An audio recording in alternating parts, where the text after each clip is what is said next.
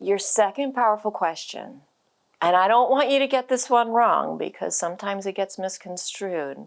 Your second question is why. Not why am I such a failure, or why can't anything ever go right for me. Your second powerful question is why, meaning what's happening with my body? What has led up to this point for me? Because remember, you are unique. You are an individual, and this is what's been lost on your care and treatment up until this point. Why?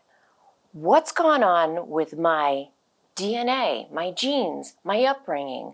What did I do last week that was different? What did I do last year? What things have I done up until this point that maybe are detrimental right now? Has there been medications in your past? Has there been surgeries in your past? And that's all okay. I don't want you to feel bad about it. It's in the past. It'll just help you to unravel your mystery, because if you know some of the why, it will help you to take the next steps, because this is where you're going to start doing your own research. This is where you start to become an expert on you.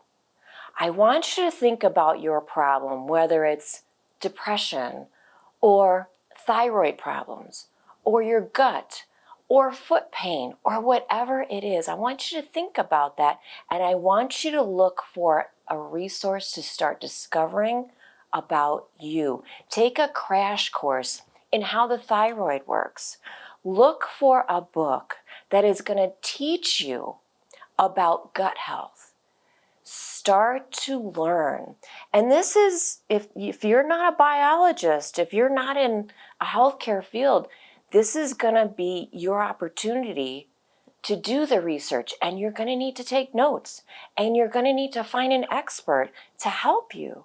But it's okay, because this is mission you. You are the most important thing here. Because remember, your life is waiting for you. Your key motivators are there. So I want you to think about that. What if I could heal? And then why, as far as what's going on with you. So carve out the time in your life to do the research, to look for those answers, to learn about you, to ask questions of your family so that they can remind you of things that you've done in the past. Maybe it's something that's worked for you for this problem. Maybe it's something that has hurt you up until this point. But learn about you. That's the why question. And that will lead us to the third most powerful question, which is where you start to take action.